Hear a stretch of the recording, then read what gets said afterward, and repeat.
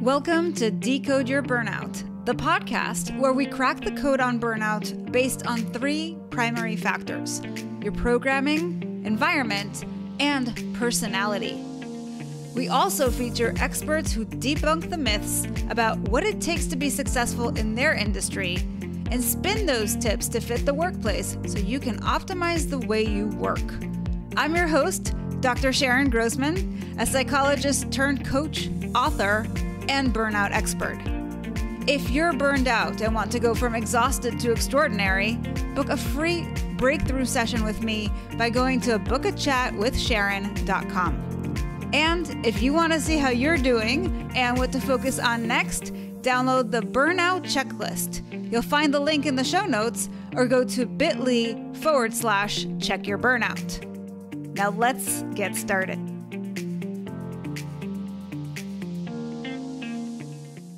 Welcome, Decode Your Burnout fans, to another episode with me, Dr. Sharon Grossman. Today, I am joined by the very accomplished Tim Dumas. And did I pronounce your last name right? You did. It has its origins in the French language, so the S is silent. Okay, good. I know there's like an author with that last name. So there is. I'm sure we're related somehow, some very far time away. You never know. Well, so let me tell you a little bit about Tim. Tim approaches his work as a coach with magnanimity, a calling to bring out the greatness in others and to support entrepreneurs in creating corporate cultures that support the fulfillment of people's dreams. His greatest satisfaction comes from helping clients to live with greater self-awareness and purpose that aligns with their priorities.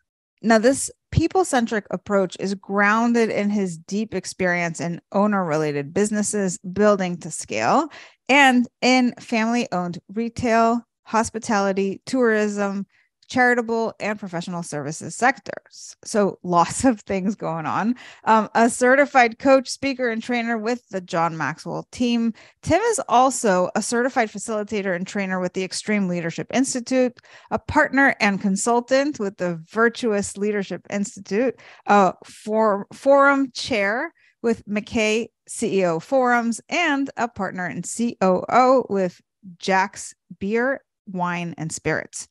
Now, when he's not coaching or in the boardroom, he can be found on the field enthusiastically coaching soccer with South Delta United and football with the South Delta Rams.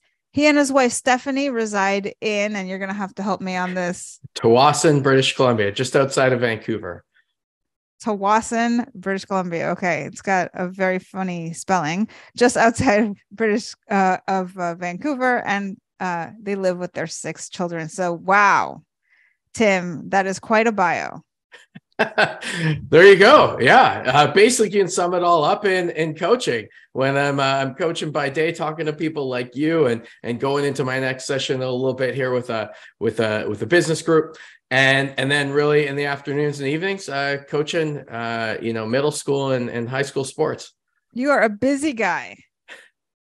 Is there any other way to be if you're living your passion? It's not really busy if you're living your passion. You're doing what you love, right? It's not work, right? Yeah. So tell us, Tim, who has so much going on and is living his passion. Have you ever burned out living your passion, or did you burn out because you weren't living your passion? Well, I think you could say either one. It might be a little bit of a chicken or the egg, but yeah, I have burned out. And I think if you talk to any leader at some point, they have had some semblance of burnout. It looks different for different people, but I can remember vividly, it was probably about 5 years ago. And I was doing a lot of new projects in my work, and I still hadn't quite figured out the process of your oxygen mask first as a leader, kind of like when they tell you when you get on the plane, if the oxygen mask comes down, put it on you first before you put it on that little kid sitting next to you. Because if you don't put it on first, you're going to pass out and you're going to not going to help either of them. And I was that person living life, not putting my oxygen mask on. And I really think that's one of the reasons why a lot of people experience a burnout. And that's why I did as well. I embraced servant leadership. I wanted to lead people by serving them, and I had a heart to serve, and I just love to serve them. However, I experienced that when, I'm getting up super early in the morning, going to bed late at night, grinding it all during the day. And I had someone pull me aside one day and they said, "Hey, Tim, you got a problem. You look like a wreck, and you're not doing the same kind of work that you used to." And I said, "Don't worry, I'll just work a little harder. I'll be fine." They said, No. You gotta take care of yourself a little bit. And I got to meet around that same time a business coach who's now a mentor of mine named Kevin Lawrence, who wrote the book Your Oxygen Mask First. I read this book and I realized that, yes, I wanted to serve others through the leadership positions and the leadership areas I was in. However, the hardest person in the world to lead is yourself. And if I didn't start leading myself by having a more healthy lifestyle, taking care of things like sleep, being intentional with my time, so I had the most effective time for my work, my family, and all the things that are important to me, I wasn't going to be good for everyone. And that's how I experienced burnout. And my oxygen mask first was how I got out of it. I love that. And clearly you're a doer. You're somebody who, and even from your bio, we can hear you've got your foot in all kinds of doors. You are doing lots of things. And so doing is important to you. And as you said, you find your calling, you feel really passionate about what you're involved in. And so it's easy to get caught up in that. And it's so interesting too, kind of paradoxical, where when we think like, okay, my performance has declined, or I'm not doing as well as I used to, our automatic go-to then is, I'll just work harder. I'll just put in more time. When in fact, what we need is to scale it back, right? Now, there's probably a lot of people listening to this who are also doers, who have a hard time with the scaling it back thing, because there's this fear of, if I don't show up even more, then if I can't accomplish what I want now with the amount of time that I'm putting in, how am I going to accomplish more by showing up less? So can you speak to that? Well, there's a really cool thing about, if it's a fallacy that to do more, you need to spend more time. Now, are there areas that if you spend more time, you do more? Absolutely. That only makes sense. However, there's another way to do it, and that's by becoming more efficient and effective at it, right? There are people that and I know that work a little bit less, but are extremely intentional about every minute. And there's a really cool exercise I've done with some of my coaching clients. My coach has done with me, called the 168 drill. 168 is the number of hours you and I have every week, right?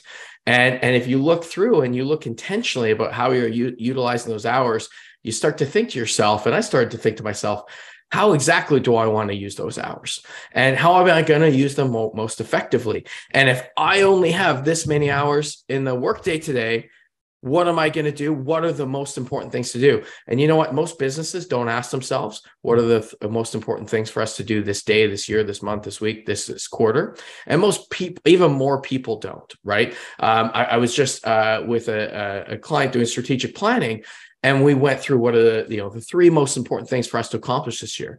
And they said to me, like, Tim, we've never done this before. And I said, you've never identified the most important things. And so when you don't identify the most important things, you keep doing things that are loosely important, right? Things that might make a little bit of an impact. But if I've decided between doing something that makes a little impact and a big impact, what am I going to choose? So I choose the big impact first, knock off those things, and then I'll move on as I have more time. Also, as it relates to time, we have a decision to make. Every time I say yes to something, I say no to something else. And I need to be intentional about that. And another great coach I work with named Oliver Basner, I just had a conversation with him yesterday. He said, Just when you say yes to something, make sure you physically say no to something else. So for example, there's a story about the business leader that wasn't going to any of their kids' events, their soccer games, because they were so busy at work.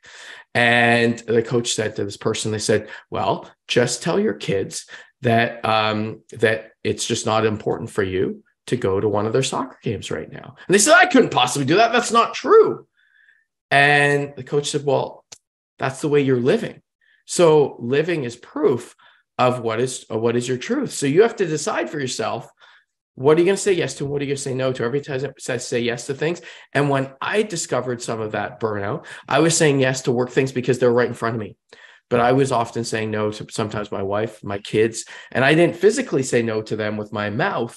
I said no to them with my actions, and they knew I just didn't know yet. So I had to become self-aware of that, to be intentional with my time. When I was intentional with my time, I started doing more with less time because I was intentional and effective at the things I did. And I did the most important things first. Oh my God. So many jewels of wisdom in there. And I love this message of like, be intentional so that you can do more with less, right? The answer isn't keep showing up and do more and do more and do more to the point where it's overwhelming and it's taken over your life and you don't have a life outside of work. It's about working smarter. And you've just given us some examples of how to do that, which is super helpful. So thanks for that.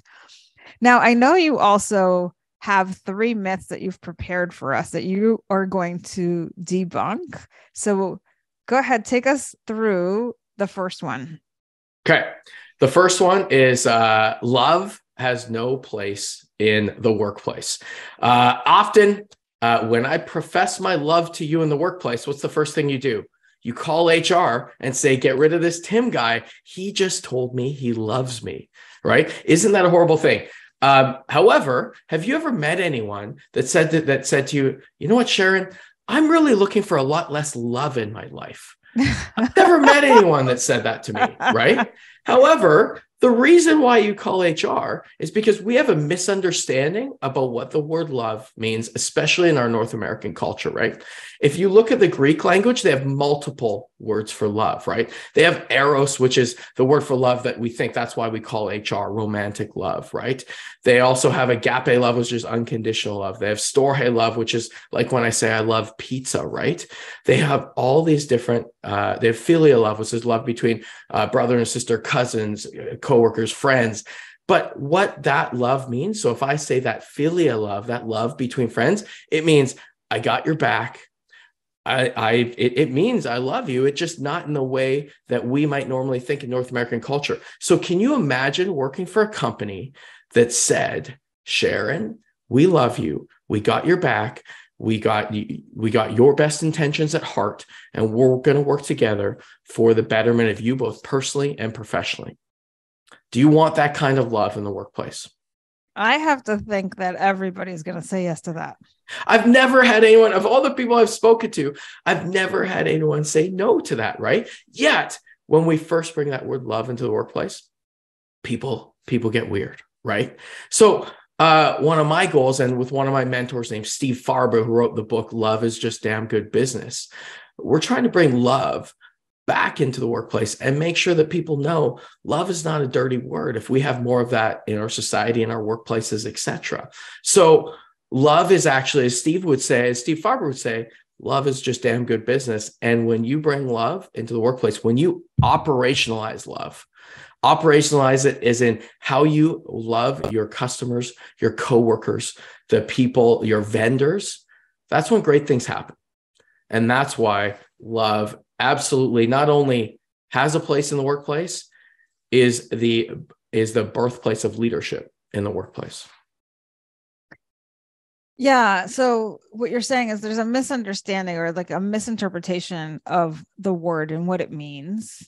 And when you say it, it feels kind of out of context. Like, this is not a romantic relationship. Why are you telling me that you love me? But really what you mean behind that word is I care about you. And I want to do good by you. And I think we all can align with that. And so basically what you're saying is if we can interpret the word love to mean what it could mean, in other words, it's not just one context dependent. There's a place for it in the workplace. And this is the definition that we're using for that. Then that would be not only appropriate, but desired. Yeah, I would say not only appropriate, but desired, but also table stakes. If you don't have it, I don't know how you can operate a great business without that love, right? If you think about it, it's like you say, you love your brother or your sister, right? If you have that kind of context in the workplace, and if you have an organization that can operationalize that like amazing things start to happen. I just had this conversation recently with my husband, because he's now working for this company that maybe doesn't say I love you verbally, but through their actions, I feel like that's what they're saying. Because there's companies that when they do really well, they maybe have layoffs so that they can have more of that bottom line for the top people in leadership. And so they're not really appreciative of the people who are making the work happen, making their success come to fruition. And what his company is doing is really showing the people that are making it happen that they appreciate them, and they are just going above and beyond to do that. And so I think there's a way for us to really exemplify this in the workplace, and it goes a long way. I don't know how you operate any other way. And I would certainly argue that your husband's company is living love in the workplace. And that's the important part. It's the operationalizing of it. It's the living of it, the actions that you take to show that, right? And it's funny, a lot of companies that I've worked with, sometimes for a few years, have said, in North American culture, we have a crutch. Our crutch is that we only have one word for love. The Greeks have multiple, right? And so they can really understand it. We have this mental block in understanding it. But at a company I've worked with for a number of years now, they said, Tim, we've been operationalizing this love now, but I couldn't quite say it. But we started to say it, and it started to mean something, and everyone in the company now knows what it means. So imagine when they take it to that next step, and they know exactly what that means. But also, they not only know what it means, they know that they can hold me accountable to that. Because as one of my other mentors, Nancy McKay, founder of McKay CEO Forum, said, love isn't always about rainbows and butterflies, right? Love is about sometimes having the tough conversations. Mm-hmm. And, if you think about somebody you really, truly love, and in the workplace, often we avoid tough conversations. Why? Because it's hard for us. It really has nothing to do with the other person and what's better for them, but it's hard for us. It hurts our ego to have a tough conversation almost, right? And so, but when we love someone, think about if you have a child or a brother or sister, and they're doing something that you don't think is setting them on the right track, right? You're going to pull them aside. You're going to have a conversation, say, hey, I think you're hanging with the wrong crowd, or I think you're doing some of the wrong things. You're going to have that conversation with them, right? Why? Because you love them. You don't care if that's going to, hurt some feelings in the short term. It's the right thing in the long term to do the right thing. But in the workplace, we think more about, I don't really know if I want to hurt that person's feelings today, right? And that only comes out of a lack of love. It's, as you're saying all this, it makes me think about the way that I do my coaching. And I actually just had a session with a client who, one thing I know about him is that he's very sensitive to criticism. And since he's a new client, I said, okay, let's just put this out there that nothing I say is ever me judging you. It's just me giving you feedback, and I want you to get the most out of this process. And it's all coming from a place of love, right? So it all really ties into what you're saying, which is kind of cool. I love that. All right. You're already operationalizing it, Sharon, right? I'm doing it. I'm telling everybody I love them. All right. Tell us about myth number 2. Myth number 2, personal dreams have no place in the workplace, and speaking to people about their personal dreams have no place. So, for example, I still have not met anyone that comes to work and cuts off their personal life while they're at work, and from 9 to 5, and then goes home and gets back onto their personal life. I don't know about you, but if I have some issues going on in my personal life, it affects my work, and vice versa. As people, I don't think we're like compartmentalized waffles. We're a bowl of spaghetti that's all mixed together. And if we don't see that at work with our people, if we don't find ways to tie their personal dreams into the dreams of the company, it is pretty hard to get those to coalesce and to get them to work towards their company's ultimate goals. Think about it this way, right? I don't know anyone that comes to work and says, "Hey, Tim, I'm just here so I can maximize operating profit for the company today." You know what? Not only do I not know anyone that does that, I don't know any business owner that does that. And that might surprise some people, right? Okay, a business owner, they want to maximize profit for themselves, right? I don't actually believe that. They want to maximize profit. And when you ask them, they might want to maximize profit to help achieve their personal dreams, their dreams of sending their kids to college, of taking that nice vacation with their family, of how do I work to support my dreams and the dreams of the people around me. So at companies that I work with, when we do, a lot of people do performance reviews. When we sit down with our people, we sit down and the first thing we ask them is, what are your personal dreams and how can I support you? And first they look at me like I have four eyes, right? They're like, why are you asking me this? And it really goes back to number one. Well, because I love you. If I don't ask you about how I can support you personally, I'm just using you as a pawn in my business. And that's not what you are. You're somebody who this business is a conduit to help you achieve your personal dreams. So when we talk about, okay, their personal dream is that they would like to take a European vacation with their family in the next 5 years. So what do? We start building that dream and making an action plan for that dream. And when we try and figure out how can we tie that in to the company's dream, well, the company likely has some kind of dream of achieving a higher level of profitability. If we can do that, your bonus goes up or whatever, whatever the levers that we can pull are. And all of a sudden we're working and pulling in the same direction to our dreams. Unfortunately, most companies come in to the workplace and they tell people what the company objective is, and they say, figure out how to get there. Rather than taking the emotion of their people, asking what their dreams are, and then building the company dream and goals and the action plan to get there and putting those together. When you put those together, magic happens because people are highly motivated to not only achieve their own dreams, but to help the people around them to achieve theirs as well. So you're talking about really creating a win-win. And sometimes when we think about win-win in the business context, we think about, I'm going to allow you to be successful in your career and pay you good money and give you the title and reward you in bonuses and things like that. And you're going to help me with my company get to my financial goals. But you're taking it one step further and saying, it's not just, it doesn't end there. We have a life. We are dynamic beings that have a personal life. And so it's also about, how does this tie into your personal goals outside of work? And when we bring all that in together, it makes for a much more comprehensive picture where we're taking care of the whole person. Well, we're taking care of the whole person. Now I know how I can support that person, right? Yeah. If I know what's most important to them. And when I find out what's most important to them, it helps me to take care of them better. It helps me when I'm buying them a Christmas present. Yes. I know about them, right? People are shocked when I buy them a Christmas present at work that means a lot to them. And they're like, well, how did you know? I said, well, all year I've been asking you about your dreams. You told me about your dream for your child and your spouse and for your travel and for whatever that you do, right? Yeah. And so I've been making mental notes of this. I'm like, okay, that's one of their dreams. What would be a good way to support them with their gift this year, right? And so it's magic. People say, you really care, you listened, right? Yeah. So how do you think those people will work for you, right? Like stats say that 2/3 of the workforce in North America and mostly around the world is disengaged, right? Yeah. How do we engage people? Well, I know that most people are engaged with their own dreams.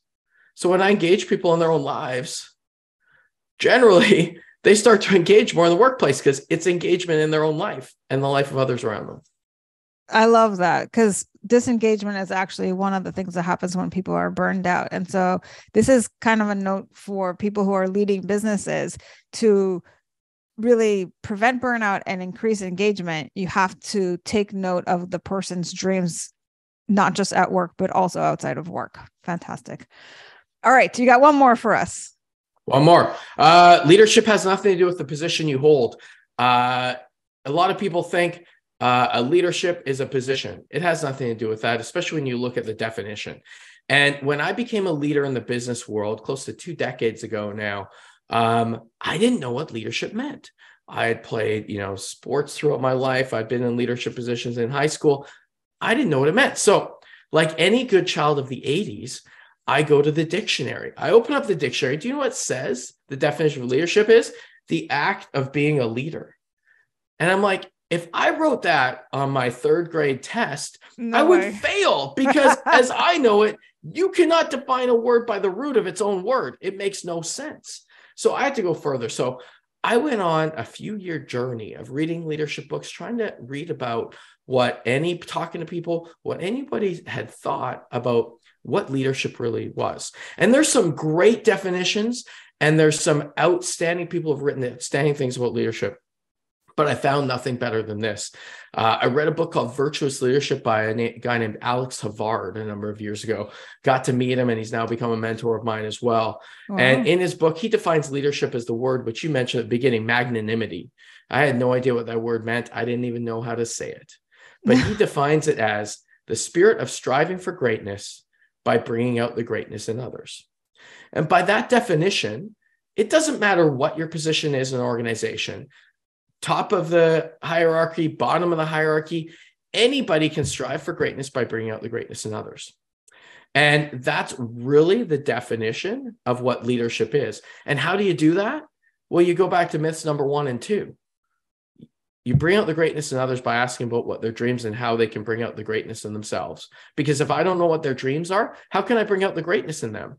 If I just said to you, Sharon, hey, how do you bring out the greatness in yourself? I'm going to tell you what I did. Just do what I did. Well, Sharon, bringing out the greatness in you might not being a high school football coach, might not be working in some of the organizations that I work with, because each of us has our own calling and it has our own unique strengths to do that, right? So it isn't until I actually ask you that I can help to bring out the greatness in you.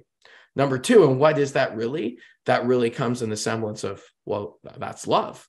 That's supporting the other person. That's caring about the other person. So yes, leadership has nothing to do with the position you hold. It has to do with striving for greatness yourself by bringing out the greatness in others.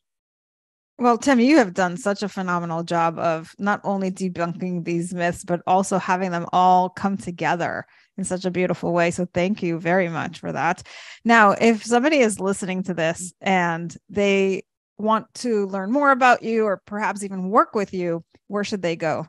Yeah, they can go to my website, which is serviceleadership.com. Service is spelled S-E-R-V-U-S. That's S-E-R-V-U-S leadership.com.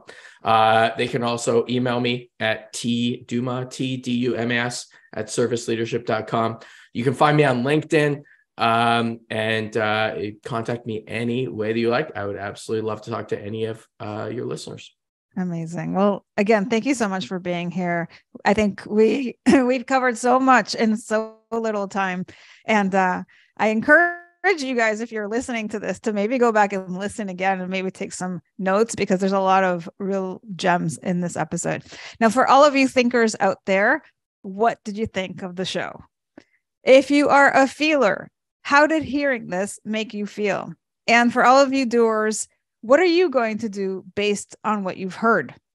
Regardless of what your personality code is, my goal is to spread the word that burnout is a unique experience, and by decoding it, you can find solutions that are equally unique to you. Help me spread this message by subscribing to the show on Apple or Spotify and leaving us a review telling us what you think, feel, or do differently because of the show. If you are watching us on YouTube, you can leave me a comment or questions to answer in future episodes. And please recommend the show to anyone struggling with burnout. If you're ready to take the next step with me to DYB, go to decodeyourburnout.com, and I'll see you right back here next week. Take care.